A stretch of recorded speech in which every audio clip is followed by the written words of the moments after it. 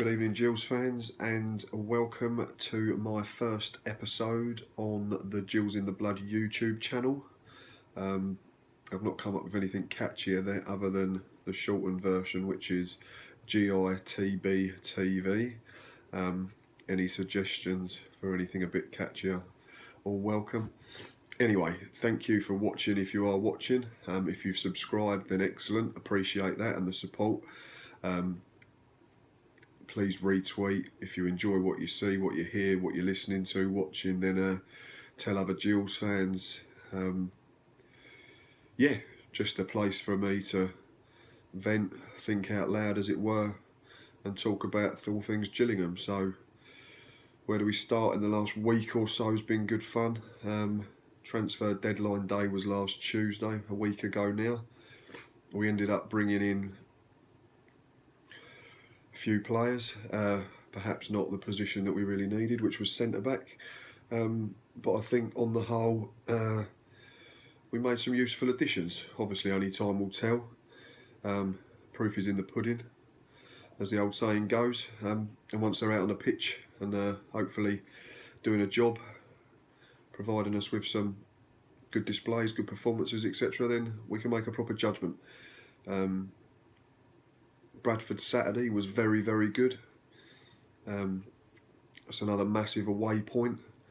Another performance where we probably weren't expected to get anything. Bit of the old proverbial free swing, but we've gone up there to Valley Parade, worked hard, scored a couple of good goals,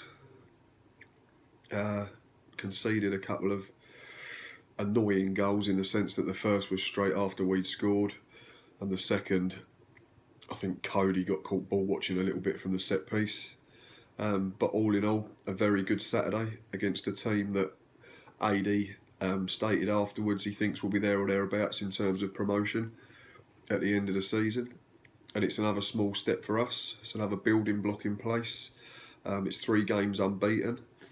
And now with 4 of our next 6 at home this month, I think only 1 game against side above us, which will be Southend towards the end of February. We have a good chance to get some momentum, pick up a couple of wins at least, and start climbing the table. In other news, we've had Bons and Gala, unfortunately. Fiasco. There's not a lot more to say. It's all been spoken about, I think, on social media.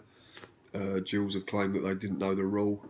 It seems that other clubs have maybe been caught out, so perhaps there was a case that FIFA didn't really relay the rules to the EFL and to the football clubs as much as they should, but at the same time there must have been some due diligence that needed doing, and it was just another frustrating aspect of what's been a very frustrating season to date. But it's done now. He's not coming in, he can't play. We move on. Whether we get anyone else in, I'm not sure. There seems to be no budget for it, even though Ngala's contract was mutually terminated.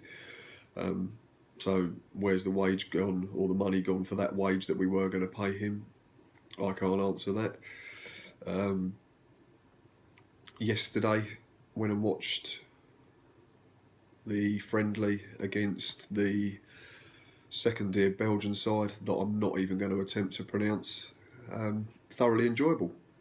Free entry, great touch by the club, and a decent performance. Got to have a look at some of the new signings. Thomas Holy, big lump. I think he might have been slightly disappointed with the goal he conceded. He seemed to go to ground slightly early, but other than that, solid. Wanted to play with his feet, which was good. Loud, very imposing presence. I think he'll be fine if he gets called upon.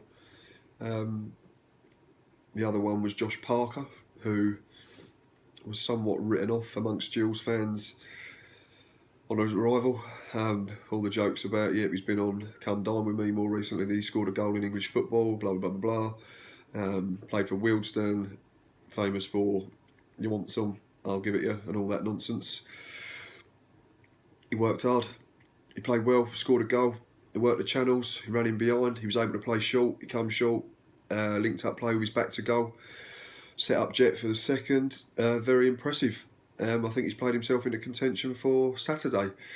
And on top of that, other players got minutes. Those that are around the fringes at the moment, they're not getting games on a Saturday or Tuesday in the league. Lee Martin and Bradley Garmston both got 90 minutes, so that's very, very promising. I believe Garmston will be in contention for Saturday, as he's been on the bench a couple of times. And Lee Martin is, I think, no more than a week away now at most. So fingers crossed, them two are going to be like new additions in themselves. Yeah, it's been an interesting sort of 7, 8, 9 days. Back to the transfer window, I think Joe Quigley and Harry Cornick aren't too far away in terms of fitness, so hopefully we can get them involved sooner rather than later. Other than that, thanks for watching. Apologies about the cold and the croaky voice, and up the Gills.